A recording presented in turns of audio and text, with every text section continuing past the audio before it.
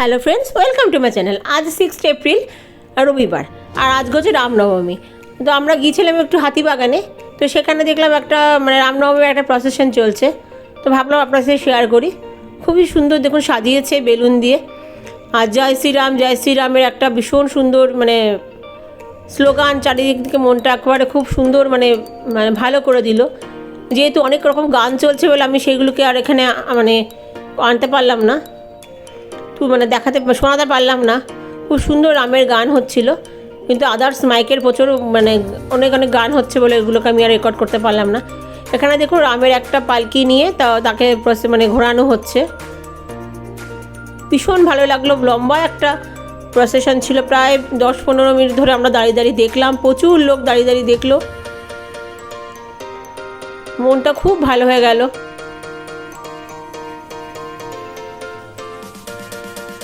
সত্যি আজকে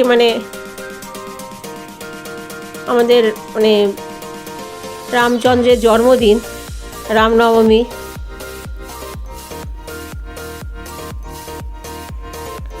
খুব একটা পবিত্র দিন হিন্দুদের কাছে। আজকে তো অযোধ্যাতে বিশালই বড় উৎসব হচ্ছে।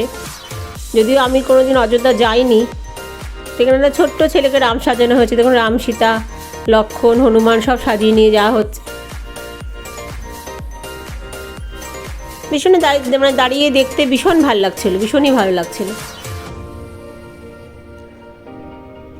আপনাদের বাড়ির সামনে দিয়ে বা আপনারা কে ধরনের প্রসেশন দেখেছেন অবশ্যই জানাবেন কমেন্টস করে।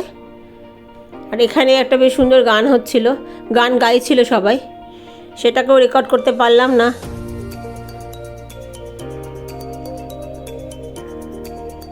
খুবই বড় একটা প্রসেশন।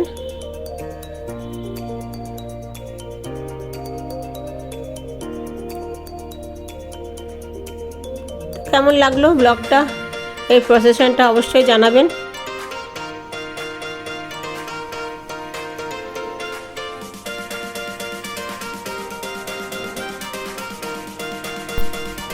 দেখুন এখানে বেশ সুন্দর ড্যান্স করতে করতে যাচ্ছে সবাই। তো আপনারা প্রসেশনটা দেখুন।